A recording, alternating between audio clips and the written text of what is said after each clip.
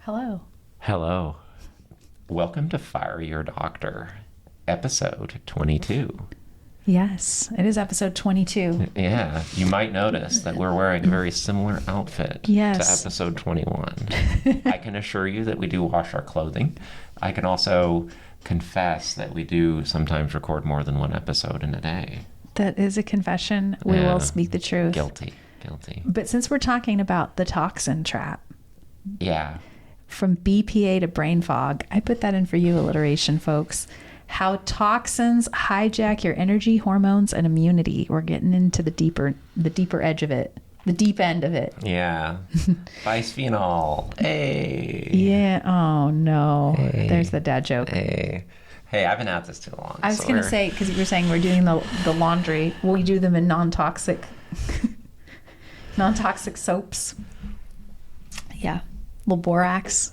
Shout out to my borax friends. I don't know who you are, but it works good in your laundry. It helps get rid of mold. There was another dad joke there, but it did not rise to the level of my mouth. It was just like down, and it kind of just, it was the one that will never be. It's probably best for all of us. It'll never be. Let's talk It's about... like stifling a sneeze.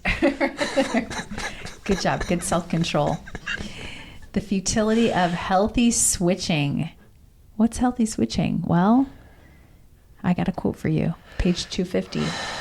In a world where warning labels are everywhere, the culture seems to respond with either terror or an indifferent shrug to the dire warnings of an invisible toxin lurking in every shadow.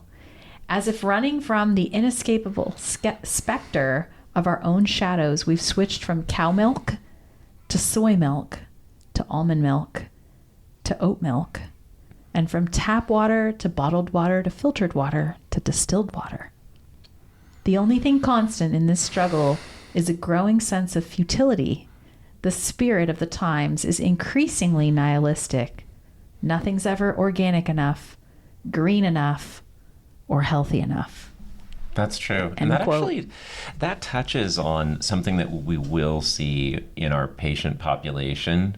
You will use at times the term orthorexic for someone that's almost taking hyper health to the point of an eating disorder or a condition where it just becomes like an obsession, and that can lead to its own set of pitfalls. Yes. Obsessions, compulsions, Yeah. disorders. Now, there's also a whole patient population that's like, well, I don't want to be obsessive about my health. And I'm like, sir, you have uncontrolled diabetes, and this is about to end your life. You should be obsessive. Yeah. There's other people that it's like, well, anyway. So understanding what boat you're in is important as well. Yes. So we have this obsession. We can't do it right. It feels very futile. It feels very frustrating because in the 80s they told us cholesterol free was the way to be. And now it's full fat. I don't have a good rhyme with that. Yeah. Well, and I think that there's also this way that you start to just really feel exploited, that you're being marketed to. And even if it's just like the content surrounding it is marketing to you, like, I'm listening to the Health Bro, we're getting jacked, everybody's getting swole and getting those gains podcast kind of thing. Yep. And they've always got this new kind of, I'm doing nothing but like kale and push-ups and like working out till I puke or whatever that is. I'm Yep. almost making a parody kind of example. But there can get to be this state of burnout where you're like, my brother in Christ, my food costs have tripled. I'm reading like every single nutrition label obsessively. I'm not really seeing the results. Yeah. And people get burned out. I agree. Or people are just like, well, I ain't into any of that kind of stuff anyway. It's just all a scam. I'm just going to go sit on the couch and eat potato chips. Yes. And then they don't even try. Well, we have a shift towards hope because that sounds very hopeless. Yeah, well, I would say those are the two failure modes. Yes. But there is a way forward, and it's kind of right down the middle of that road. So the question is, if we're exposed to these toxins, how come some people get issues and some people don't? I actually know people who are in their 80s and they don't like drinking water and they just drink coffee and smoke cigarettes. And they have very little health problems, or it took them a very, very long time to get health problems. What would you say is the reason for that? Do you know? I mean, at some point, hey, the bacteria got to smoke too. So we can't. There can be only one. They're just gonna go till they die. I was really setting him up for a good joke. I don't know. You didn't get a good joke, but you did get a joke. I got a joke. You got yeah. Joke-esque. It's like the joke light. So, because this is something that comes up a lot when we're in session. And my answer to them is the world has become more toxic, regardless if we have more organic or not. Organic used to just be the way that it was. In the 1700s, everything was organic. Everything was organic, right? So there's a lot there. There's a lot there. I think people are sicker than they used to be, and is it because of more processed food? There's a great meme that I saw, and it was a picture of all the junk food that we used to eat in the 80s, like soda and cereal and all of that. But high fructose corn syrup didn't even come into the market until like the late 80s, early 90s. So first of all, it was all real sugar, and our body can process that easier, believe it or not. Good. Good. And all the jars were glass. Do you remember? True. Ketchup came in the glass and you hit in the bottom and make that noise. You have to hit at the high. Ketchup or ketchup? Ketchup. Don't get out of here with your catsup. I know you want it to be catsup because you love cats, but I'm an enthusiast. I don't actually own a cat, but I'm an enthusiast, and I'll talk to other people's cats and they respond. That's true. And they like it. It sounds weird, but it's true. Yes. So we didn't have plastic ketchup. We had real glass mayonnaise and real glass soda and real glass everything. Well, one of the interesting things about all these kind of BPAs and stuff like that, and all these kind of plasticizers that are derived from fossil fuels, is that they tend to, do you remember in the 80s, you remember Tupperware? And you'd take it, or in the 90s, like the Tupperware. Mm-hmm. And I've never done this, but hypothetically, if you microwaved marinara, like microwaved lasagna or spaghetti in your Tupperware, and then all of a sudden you were never getting that kind of that color, that discoloration, that kind of orange, red, kind of tomato and olive oil color out of that plastic. And so what that shows is that the fats in our food will actually start interacting with those plastic food containers. And if I'm getting marinara olive oil into the plastic, you could also make an argument that the plastic is getting BPA oil into the food. Yes. Yes. But I've never actually done that. Yeah. Never actually done that. I would say it was a simpler time. It's hard because I think the old, the 1970s, Tupperware was actually even a better quality because it wasn't that clear, thin plastic. No, I mean the Ziploc, the Glad Lock, little square containers. Yeah, the disposable ones. Those used to be hard, thick Tupperware plastic, and your mom had to go to a Tupperware party, and it lasted forever. Had to go or got to go? Got to go. And wear her high-waisted pants and her sweater and her hair. The high-waisted pants are back. They're back. They are back. They are going all the way. I got a pair of high-waisted corduroys, and I love them. Well, they're so fun. They're just... My 80s self loves it. I'm there. It's not wasted on you. We're just waiting for the firecracker bangs to come back. The whoosh. Is that what they call that? Yeah. Get with it. Okay. So over here. I've been informed that I'm a square. Okay. So we got BPA. That's linked to, what is that? Bisphenol A. Okay, wait. Hold on. Back up. Sorry, I got off track. We need to shift to hope. We need to talk about epigenetics. We need to talk about how genes are not just set it and forget it, too bad, so sad, that actually the epigenetics is the study of how the environment and lifestyle affect how genes are expressed. The turkey's saying hi. What are you looking at? The turkey. Oh, he's back again. She's back again. She's back. Hi. I started feeding them black oil sunflower seeds, and it is like, you want to be popular in the bird community, it's the black oil sunflower seeds. That's all you need to know. Yeah. So epigenetics, it's how the environment helps things to come about. I'm trying to make this I'm trying to make it less technical. Help me to make it less technical. The study of how, yes, genetics. Genetics is like your DNA, the inherited traits from your parents. Epi is a preface that means above. So it's kind of like above or kind of influencing those genetics. So, for example, if your mom was under a lot of stress while she was pregnant with you, or if your dad fought in combat in the military even before you were conceived, these types of things may actually influence how your genes are expressed in your body generationally. Mm-hmm.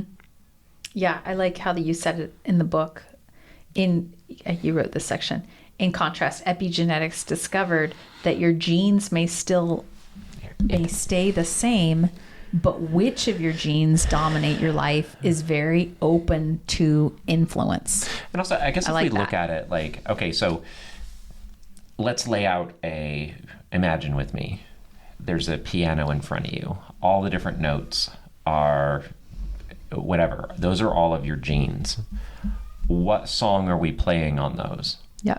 You know, so you could get an instrument that might lend itself well to rock music or jazz or classical, but the type of music that you play on that could either be cancer or it could be autoimmune. Well, what did Beethoven? Diabetes. Yeah, or that same genetic makeup could lead to just being a world-class athlete. I mean, I think that there's this way that either people completely ignore their genetics and they're just like, whatever, this doesn't matter. Or no, actually what I mean is there's a way that people either become a slave to their genetics, as in like, well, I am never going to eat this because I'm MTHFR and I'm this and I'm that and I'm the other thing. And they're hyper-focused on it. Or they're like, everybody in my family gets diabetes and heart disease. Yes, I'm going to go enjoy my life and die quietly. Mm-hmm. But either way, you're kind of looking at, you're acting in a way that is almost a slave to those genetics. Yes, I got a quote for you. Oh, okay. 251. This is a study from the book. Yes, page 251 of FireYourDoctor.com. FireYourDR.com. Yeah. In 2012 study published in the Journal of Environmental Science, the connection between toxic exposure and epigenetics became obvious. The researchers looked at various toxins and showed how they influence our genetics. Everything from alcohol to heavy metals, plastics, and pesticides influence our genetic expression. Let's look at the plastic additive bisphenol, or BPA for short. BPA increases the risk of specific types of breast cancer and alters human reproductive capacity. These harmful effects are genetic in nature and hard to define. Some people get cancer, some couples can't get pregnant, so there's a frustrating ambiguity. Even still, BPA is tied to hormonal changes, infertility, and generational diseases that may affect the children of those exposed, because it can be passed through the placenta into your children as well. So it's everywhere. And for example, exposure to BPA plus puts you at risk for nutrient deficiencies of important compounds like folate, selenium, and other B vitamins.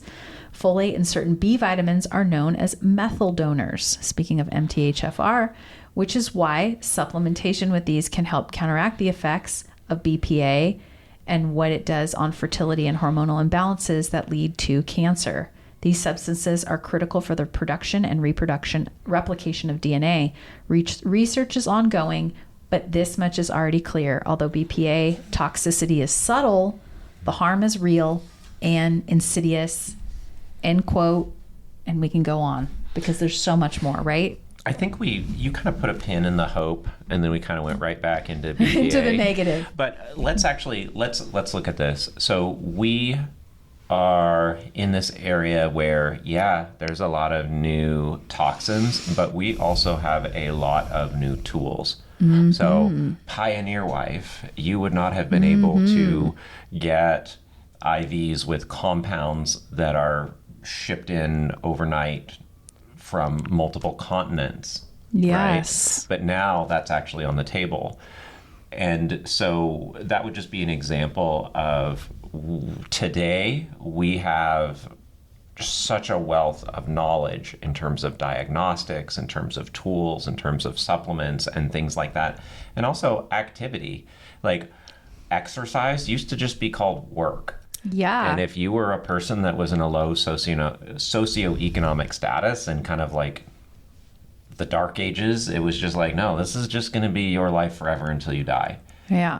And so now we're in this situation where it's like, well, wait a minute, I have these types of things going on. I have these detox things going on. I have this risk profiles. Is that with epigenetics, we can actually stop playing the victim and start taking control and just say, well, I've got these kind of things that I don't want going on, but I can take, and specifically for whatever case, say like, we get a lot of like women's health, women's hormones, and it's just like weight-bearing exercise. Yeah. Sweating in general. General. Getting the toxins out. You were talking about that as an alternative way of detoxifying that sweat.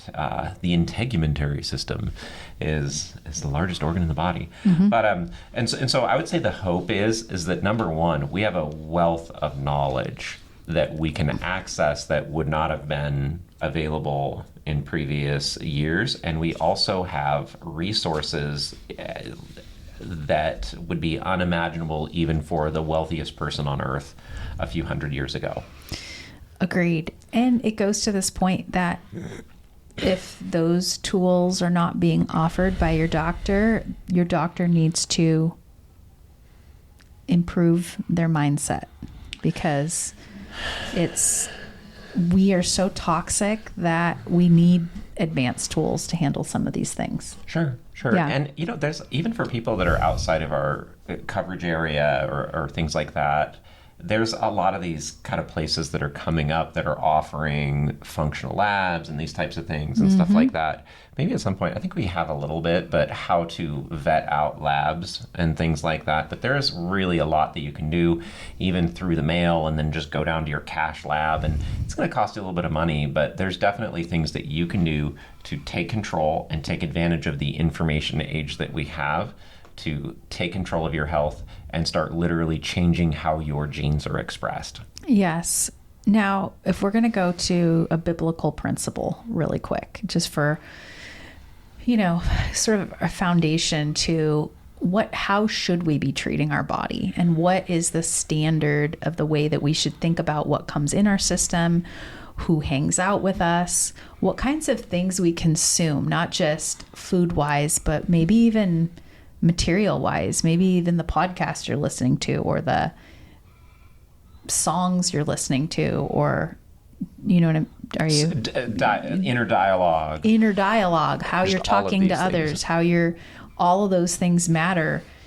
We do have very solid principles on how we should be thinking about our bodies and how we should be treating our bodies. How are others treating you, and how are you letting that happen or not letting that happen, or because there's always these physical toxins like plasticizers and pesticides, and there's also these emotional, spiritual toxins, and then there's that interface of what am I allowing into my life? What am I saying yes to? What am I saying no to? Yeah. Why? What's my North Star? Like, what's my beacon in the storm. I hinted at this a few times in the last episode, but I think it's worth giving a concrete example. So suppose I am let's go back 2 episodes. Suppose I am in an anxious attachment pattern where I am fearful that romantic relationships will leave me if I do not bend over backwards to accommodate them or kind of like chase them. And so that leads to me, number one, expending a lot more maybe physical, emotional energy, maybe even financial resources that I might not have to try and like go buy and kind of keep love and kind of hustle for my worthiness.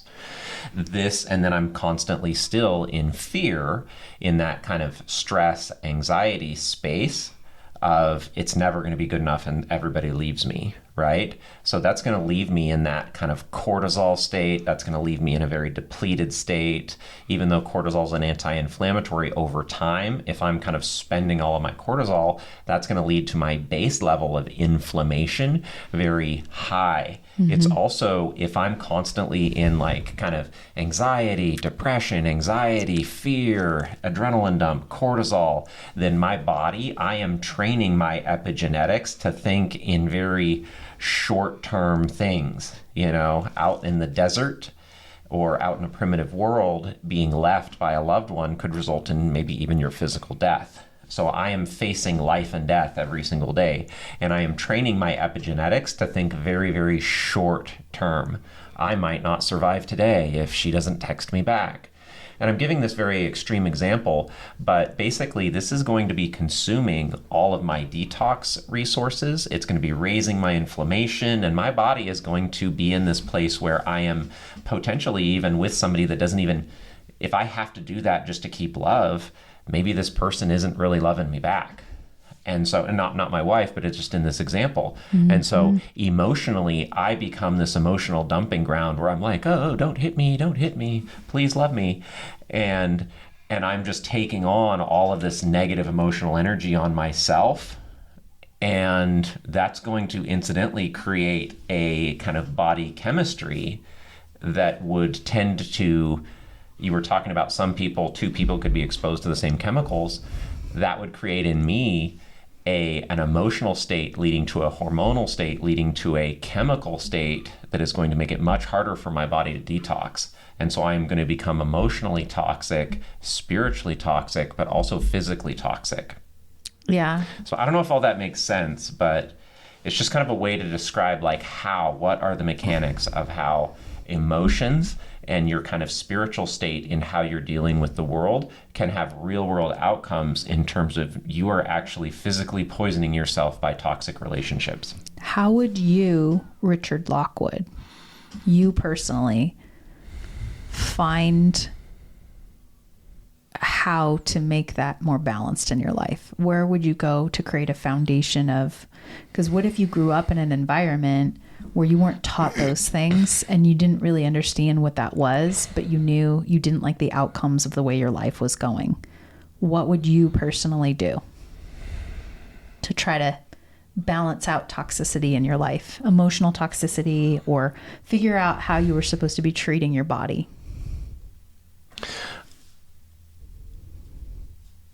You know what? There's just some kind of principle that doesn't make any sense on any kind of like logical way. But if you're just kind of dealing with this completely, biological, medical sleep paralysis or whatever it is, and there's just this thing that's just kind of haunting you, for some reason, the only thing that they really, really answer to is the name of Jesus Christ. Okay, I know where you're going on that. And that is like, there's just like no way to explain it. And to a lot of people, it might sound like complete hogwash until you try it. Well, there's a ranking system in the spiritual world. There's a ranking system. Yeah. There is different principalities and powers that outrank other ones that are more powerful. Right. But there is no name that is above the name of Jesus. There's nothing. Yeah. So if you want to know what the most powerful thing in the universe is, it is that. And you can research and you can logic your way through that and get all the evidence in the world to prove, you'll come back to that same conclusion. And you see, I wasn't actually going there. But I agree. I know. I agree. And that's a really interesting topic. And I think that would be worth deeper dive. So we've been asked, well, what's going to happen after you're done going through the book? Like, is the podcast going to end? And no, it's not. It's going to continue. We're going to continue there's always new medical topics. There's always new kind of spiritual and emotional topics. And I know for some people they're like, well, I don't know. It's just like, we'll give you time. And the truth is you can get by on higher power, you can get by on this, but you'll find you're kind of, at the end of the day, just kind of playing a shell game. Like, for example, I could trade alcoholism for like worldly success. And so it's like, well, I'm not an alcoholic anymore. Now I'm a workaholic. Like, so you can play that game, and then you can go through like with like yoga, with New Age, you can do all that stuff, but you're always going to need kind of a, like a signer. You're going to need something else. And so you're going to be kind of, well, first it was like yoga, and now it's this, and now I'm getting a awakening to the Kundalini or whatever. And I'm not advocating you do any of those, but you will be kind of like always trying to find searching. What's the next one? What's the next one? We're going to do ayahuasca, searching. And then no, it's ayahuasca's over. It's DMT now, and we've got this and we got that, and it'll work for a little while. Yeah. But then you'll need to kind of like level up and continue. Yeah. And so the only one that's really just like self-signed, as in like in computer programming, you'll see this thing called an SSL. It's a little lock on your website, and it means secure. And one thing you're not allowed to do is you're not allowed to have a self-signed certificate, because you're like, my site's secure because I said so, until you get to the absolute source of absolutely everything. And at that point, the only thing that God could tell you is, I just am because I am, because I am. And you just hit this endless loop. The great I am. So I know that's not what you were thinking about. This is what I was thinking about. I was actually thinking about the Bible as a possible means for that. There is something in the Bible. It's a quote that we had a ministry for a few years. It's still there. We just have had to shelf it because of other things. Shout out to May. But maybe we'll be back. Maybe we'll be back. Hey. I was talking about the quote, 1 Corinthians 3:16 through 17. You want to read the New Living Translation, and then I can read the Message? Sure. Okay. It says this. Don't you realize that all you together are the temple of God, and that the Spirit of God lives in you? God will destroy anyone who destroys this temple, for God's temple is holy, and you are that temple. End quote. Same biblical verse, different translation, or the Message is more of like a paraphrased translation. 3:16 through 17, 1 Corinthians again. You realize, don't you, that you are the temple of God, and God himself is present in you. No one will get by with vandalizing God's temple. You can be sure of that. God's temple is sacred, and you, remember, are the temple. So let's talk about something here. And what we can see is we can probably have a members of the audience that are just like, I don't know, you lose me on the Jesus stuff, but I can see how these principles are true and blah, blah, blah. And it's like, you're not wrong. Spiritual laws are true whether or not you understand the absolute source of those.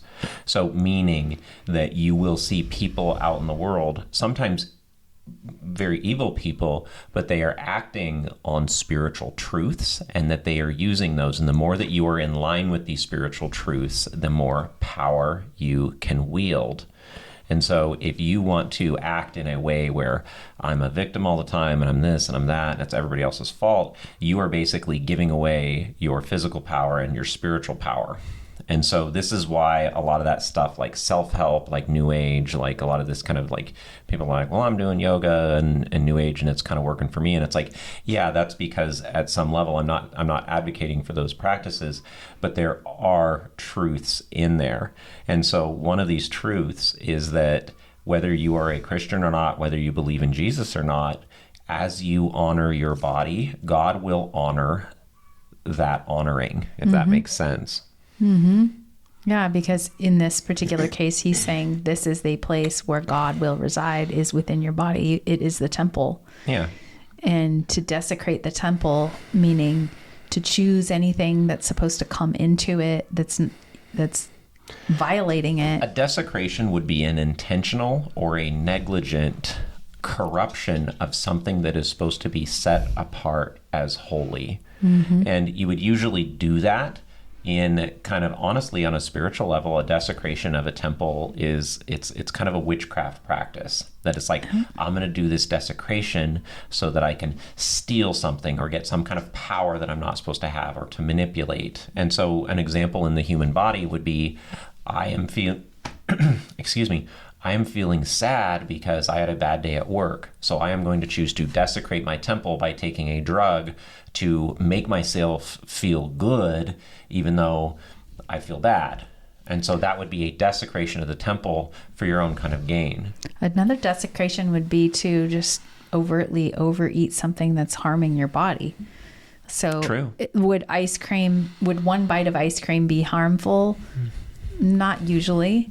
Would an entire pint of ice cream be harmful?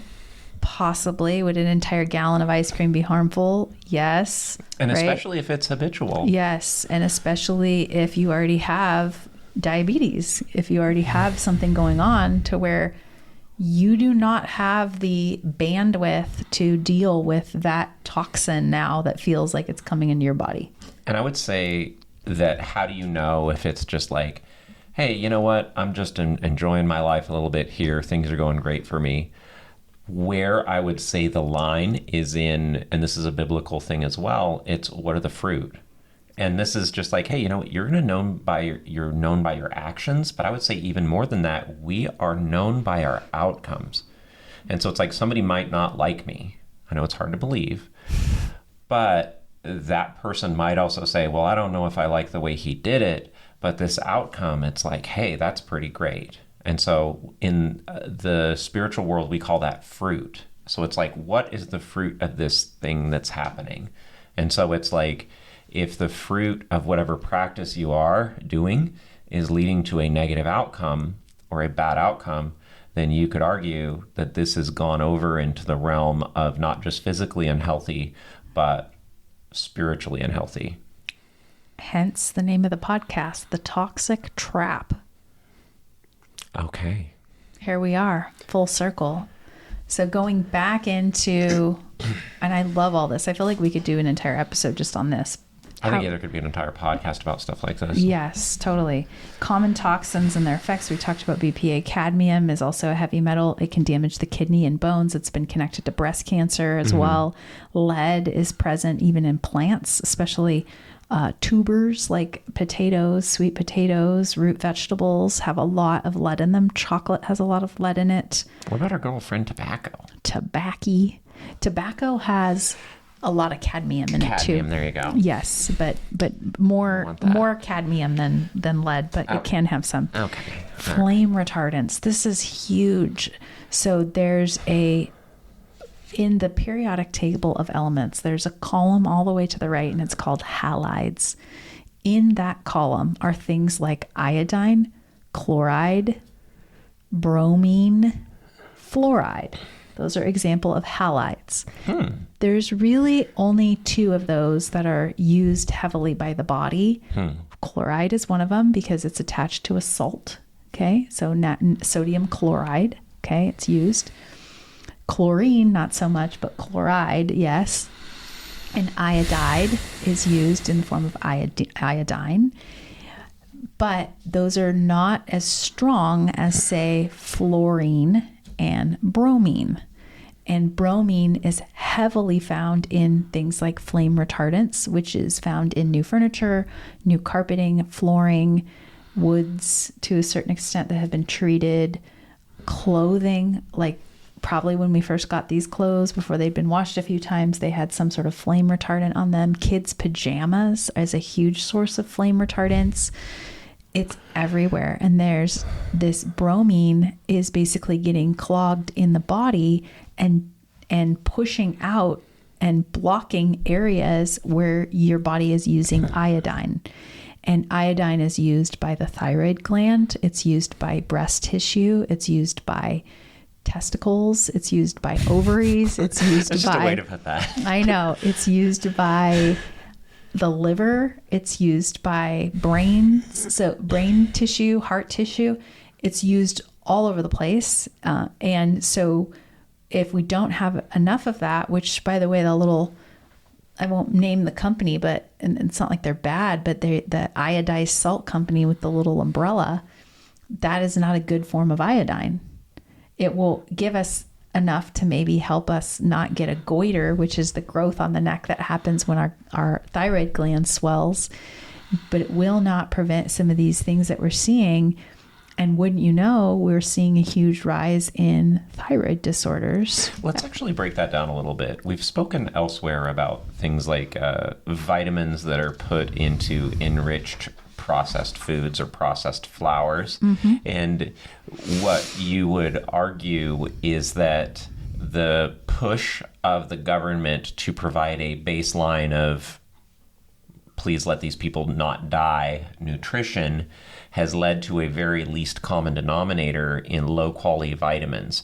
And why these low quality vitamins bother you is that you are saying that lower quality vitamins and minerals will actually compete, and in some cases even outcompete, healthier, more natural, more effective bioavailable forms of those vitamins. For example, if I eat a slice of enriched flour bread and then I eat deep leafy green vegetables, that the enriched kind of niacin or whatever else is in that folic acid. The folic acid. Yeah. The folic acid is actually going to, so the artificial folic acid in the enriched bread is going to outcompete so that my body would not absorb the folate. The folate that's found in, what's our folate foods? Folate foods, green leafy veggies. That's why I was saying great example.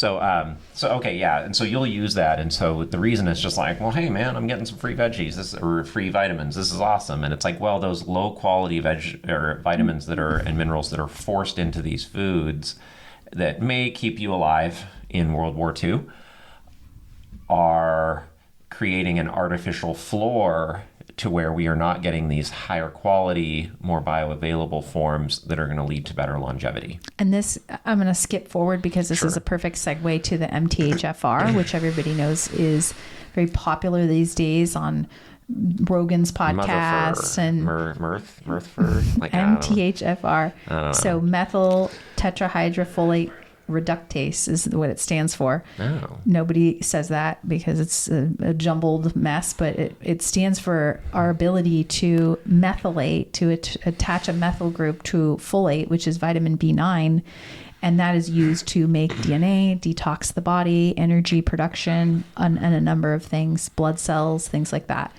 However, there's a large subset that contains a epigenetic SNP called MTHFR, and they have problems detoxing, and they cannot handle this fake folic acid being bombarded with it because it's displacing their ability to process their already inhibited pathway. So it's a clogged system is basically what happens. Right. So we end up with a body that is inundated with low quality nutrients that is unable to receive and process high quality nutrients. So we see this with the exposure of flame retardants. Speaking of enriched flours, they also bleach them with a brominated bleach. So your processed flours also contain high levels of bromine, as well as your water in pools and things like that, chlorine, bromine and chlorine, and they're there to block your ability to have iodine. When you start talking about flame retardants, I'm always reminded of this. I've never been directly exposed to it, but it's called halon. And it's this gas that if you're exposed to it too long, it'll kill you.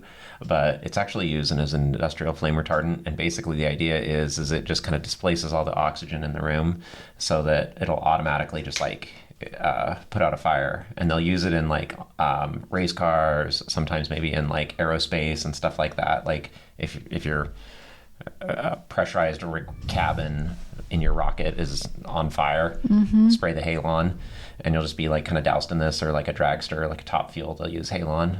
Well, I mean, I hope they replete them with iodine if there's bromine in it. But the problem is, if you're in the halon too long, then like that'll kill you. Yeah, because you won't have oxygen then. Well, yeah, basically it just kind of. Well, he survived the crash, but then he died of the halon. Yeah. Well, I mean, yeah, there's a real factor. Yes. But So one of the things that we would do as part of our process is assess iodine levels in people.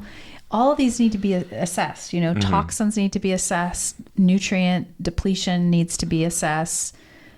It's not just this oh, well, I guess they just got the thing. Well, but that would also be an argument in favor of your more sophisticated testing protocol, where if somebody just did a simple blood test and they'd be like, all right, iodine's fine, this is great.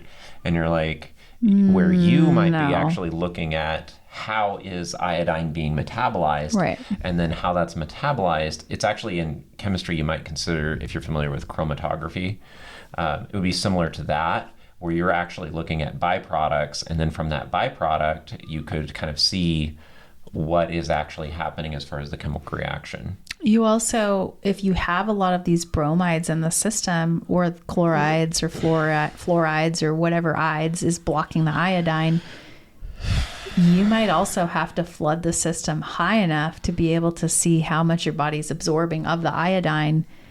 Or if it just has so many of these things floating around, they might be blocking, so you might get a false positive as well.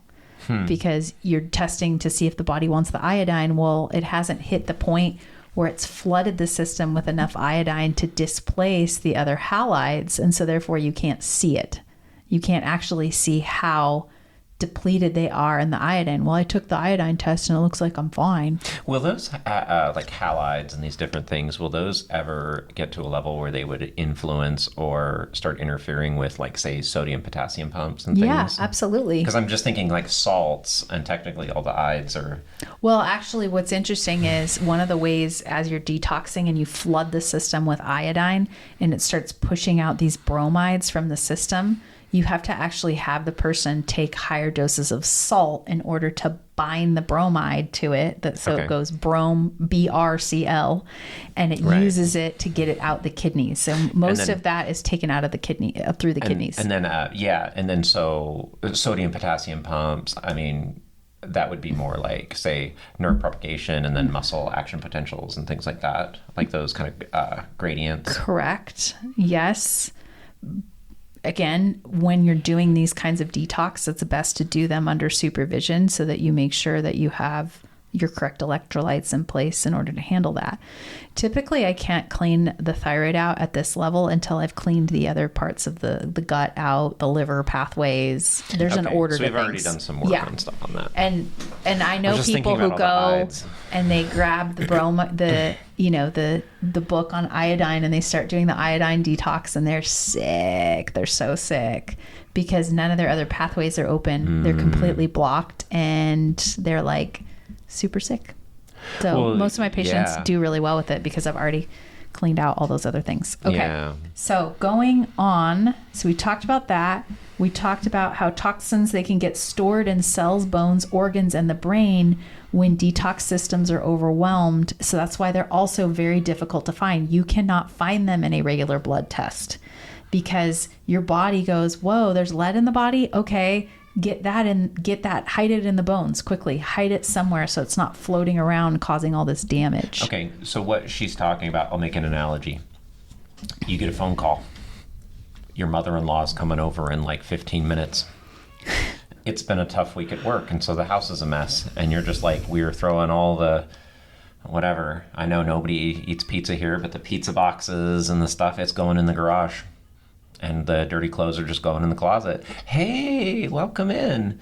And the house is clean. And so what your body is going to do with these toxic metals, if it cannot excrete them, like poop them out, pee them out, sweat them out, spit them out, since it cannot excrete these and process these, it is going to just kind of like proverbially throw them in the garage, hide them in the closet, hide them in these tissues. And so this can actually get problematic because you can actually get a spike in toxins when you decide to get healthy. Like if you're like, I've spent 10 years in front of the TV on the couch, you know what? I don't need kicked here. I just need to kick myself in gear. And you're doing that.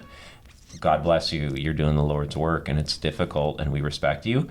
And what you can also experience is during that process is a heightened kind of detox type feeling. Yeah. Because these fat cells and these different things, these areas of the body are places where your body just kind of stuffed that in the closet to kind of forget about it for now. Yep. To survive. Your body's always going to try to find a place of homeostasis. That's just the nature of how bodies survive.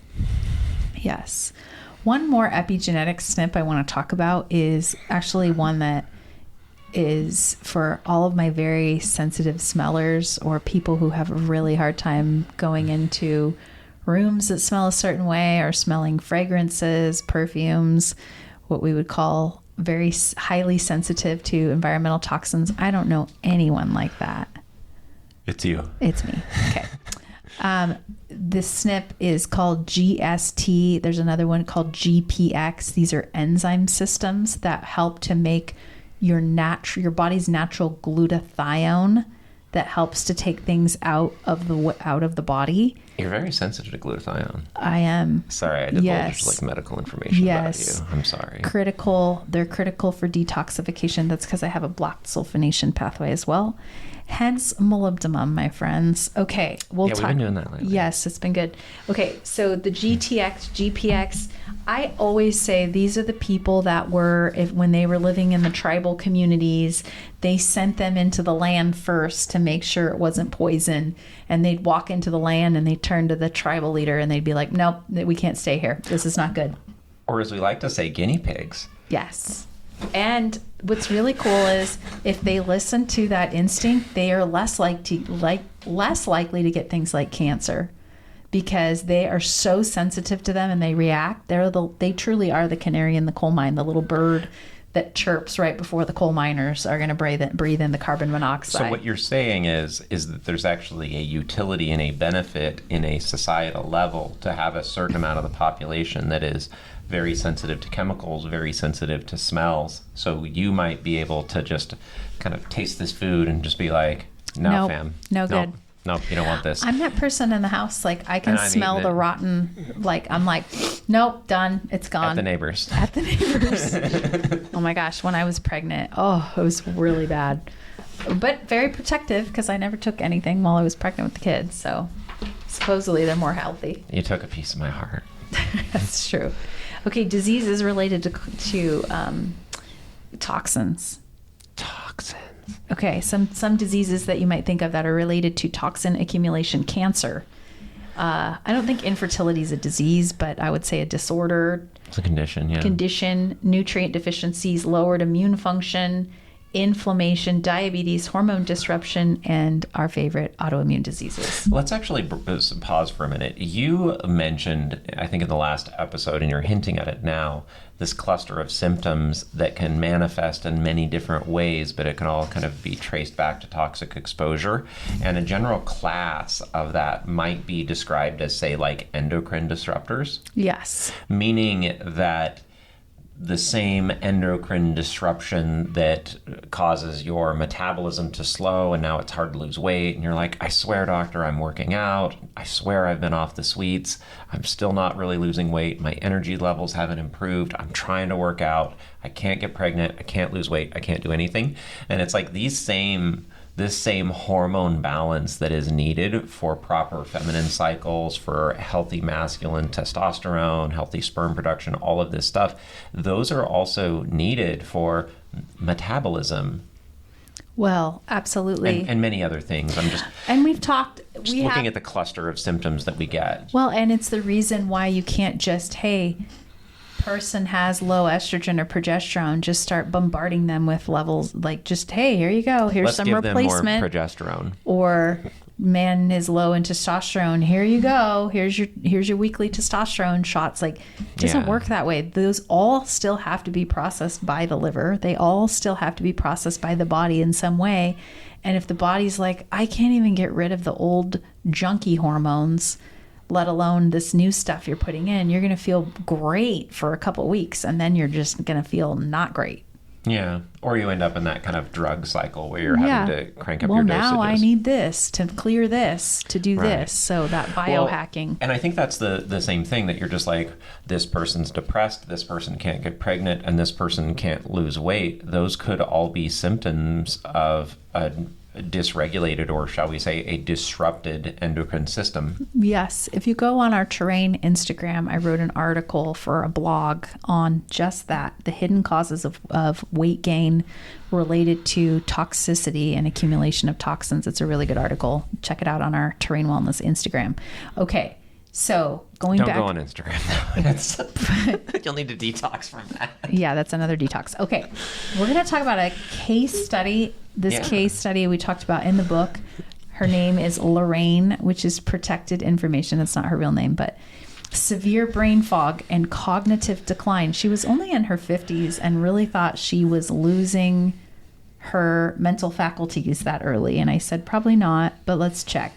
We found that she had a level of mercury 10 times the normal of what it should be, likely from a combination of the silver fillings, which are also called amalgam fillings, and she had heavy sushi consumption, which means she probably had parasites as well.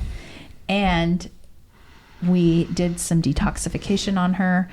This was actually back in the day when we didn't even have half of the good detox protocols and or the toxin tests that we run now. Was that, were we still doing chelation in those times? Yes. Or, yeah. So we actually ended up doing a series of IV chelation on her. Which, to be clear, chelation will Yes. work. So chelate is, chemically a chelate is mixing. It's a compound that allows you to mix an oil and and water. Normally those wouldn't blend. Like milk would be an example. How do we get butter mixed with water? Oil and fat. They shouldn't mix together, and yet here they do. And so, but when we refer to IV chelation, what we're talking about is I'm going to come up with this compound that will blend with this water and this fat, and in the process bind to these fat soluble and these different types of compounds. It's I think it's a little bit different than that. I think the chemistry is a little bit different than that. However, chelation, the word comes from the word claw. And so think of it like a claw coming in and grabbing an affinity. It has an electrical affinity to bind to these metal components. That being said, there is probably something in that solution when we were mixing it from the compounding pharmacies that allowed us to put it through the bags of the the salted water. Yeah, a chelate. Yes. It doesn't matter. The point is that chelation actually in the body, IV chelation, is a harsh process, and Yes. we can get the toxins out of you via chelation. We don't prefer to do that because It's harsh. It's a very harsh process, and there's a lot of detox It's reactions. expensive. And then there's also a lot of lab testing that has to go in, and then you Yes. end up very depleted of nutrients that you Very. do want. Yeah. So we're getting rid of what you don't want, but there's a lot of it of baby what you do, getting thrown out with the Yeah, the bathwater. old chelators like EDTA and DMSA, which actually DMSO? it's DMSO in the, I can't remember. I think it's DMSA is the oral one we use, but it might have been DMSO that we used in the other. Anyway, they are very non-selective. So they have a very high affinity for things like lead, so they're really good at getting that, but they also have a really high affinity for zinc, which is used to repair the body and make hormones work, and it's great for the immune system. So you can only chelate them so fast. But everybody who's had the chelation, like the IV chelation, they said they'd never had chemo, but they said it felt very similar to that. Like it was what they would imagine chemo it was to be very harsh. It worked, but it was very harsh. We don't tend to do that as much anymore, and we got better stuff. So, but in this particular case, it still worked. We still did some gut cleanup. We did the IV chelation, and it really helped improve those markers. It brought her mercury down dramatically. Her brain fog lifted. She felt pretty darn good. So That's pretty hopeful, though, that you could it was have, a because great mercury result. is one of those ones that's just like, this is not good. Yes. And the fact that you could go from 10 times the normal range down to a healthy level Yeah. with the resolution of your symptoms, where you're just kind of wondering, like, I'm 55 years old or whatever, and I'm getting dementia. Yes. That's not very cash money. And that was after 10 sessions, I think she did. of chelation. Yep. And then Yeah. the details are in the book and the case study. It was great. Sure. And yeah, Roughly what she time did period great. would that be over? The 10? The 10 weeks. It was once a week for 10 weeks. Yeah. Yeah. So even though and I'm not carrying water necessarily for chelation as the best treatment anymore, there's different compounds that we use now. Even still, if you were looking at dementia and kind of maybe even early retirement and just kind of like, my life as I know it is ending, and I'm looking at the end of the runway and it ain't great. If you go from there to in 10 weeks of this kind of sucks and it's very uncomfortable, and you get a new lease on life, that's still a very good deal. Yes. So in the last portion, we talked about practical steps towards a less toxic home. Some quick things that we could just say right now. Filtered drinking water. Again, I'll put the link in the show notes on, hey, where do I even test that? What would we recommend for water filtration? The gold standard is distillation, where you add back in trace minerals. That's going to get everything from uranium to some of your more toxic radioactive elements. However, even just a great reverse osmosis system could do the job for 99% of it. You want to swap plastics for glass or stainless steel. You want to avoid synthetic fragrances and harsh cleansers. This would include, you don't want to smell somebody when they're walking through the room. And you can tell the difference between, if, for example, if somebody has like essential oils on, which are just natural plant extracts, versus some of these more intense perfumes and colognes. Not picking on anybody, We're but like some not- of the body spray type Oh, things. yes. It's, you know, fun fact. I think about Maniscalco, you know, the comedian. cologne, and he does he's the an whole Italian like dude. walk through and like, Sprayed in the air and then kind of get it misted on your body. oh, it's insidious. And So- they're full of endocrine disruptors and chemicals. And We were out. Mm-hmm. We went to get fish. So we were out to lunch for just a day with the two of us. that's right. On the dock. It's kind of right here. It's fall, but we had a little bit of an Indian summer, so kind of a bluebird day here in the fall in the Pacific Northwest. Went down to the marina and down by the water, and we're actually on the water eating, and somebody sails by in their boat, and my wife could smell this gentleman and rather smell his copious Cologne. amounts of like body spray, my gosh. deodorants, cologne, soaps, and everything. It was so intense. Like, you have a very good sense of smell, but I think mine's even a little bit more sensitive than yours. But man, I smell it a little bit. I was like, I can smell you from the dock with the wind blowing, and you're on your boat, and I can still smell your cologne. You're Ahoy. wearing, Like, wow, ahoy, pirate. you Like, really no, have it going. We're going nautical over here. Yes. So we want to limit our flame retardant exposure, like with furniture and fabrics, and wash our clothes before we wear them. Support our detox with cruciferous vegetables, for example, kale, Okay. Brussels sprouts, dark leafy greens. Yeah. Oh my gosh, why am I? Broccoli, cauliflower, I was gonna say broccoli is the king of Yes, cruciferous cruciferous vegetables. king. Nobody else is fiber from our vegetables Yeah. and from things like chia seeds, flax seeds, all those really good fiber. They get And stuck in your hydration. And hydration. Drink some water so you can pee. Remember, you want to pee, you want to poop, you want to cough it up if you need to. Yeah. Women have periods, so they can get it out that way too, but that's not a preferred option.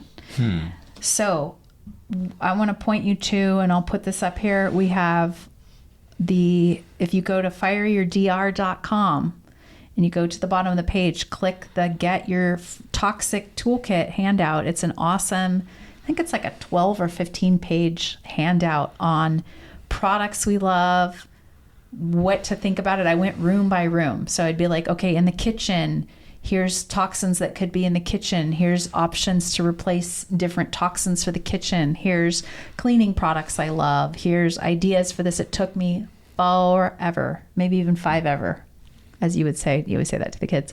It took me a really long time. And then I sent it over to our marketing person, and she made it look prettier than I could make it.